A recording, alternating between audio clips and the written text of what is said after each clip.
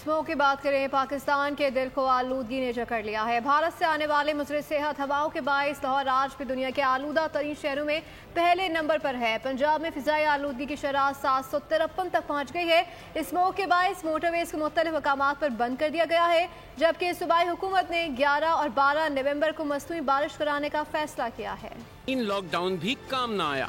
दुनिया के आलूदा तरीन शहरों में लाहौर आज भी पहले नंबर पर। पंजाब भर में जहरीली स्मोक के साए गहरे हो गए। फजाई आलूदगी में खतरनाक हद तक इजाफा। सुबह सवेरे शहर का एयर क्वालिटी इंडेक्स 613 तक पहुंच गया। उधर मोटरवेज पर भी धुंध का राज बरकरार है, जहां हद निगाह इंतहाई कम हो गई, जिसके बाद मोटरवेज को शदीद धुंध के बाइस मुख्तलिफ मकामात पर बंद कर दिया गया है। सूबाई हुकूमत की जानिब से स्मोक से छुटकारे के लिए 11 और 12 नवंबर को मसनूई बारिश कराने का फैसला किया गया है। पर औलिया के शहर मुल्तान में AQI 527 रिकॉर्ड किया गया, जहाँ इंतजामिया ने स्मार्ट लॉकडाउन पर अमल शुरू कर दिया। दूसरी जानिब फजा में जहरीले जर्रात के बाइस शहरियों को सांस लेने में दुश्वारी समेत कई बीमारियों का सामना करना पड़ रहा है, जहां नाक, कान, गले, आंख और सीने के मरीजों में दुगना इजाफा हुआ है। तिब्बी माहिरीन का कहना है कि घर से निकलते हुए मास्क जरूर पहनें।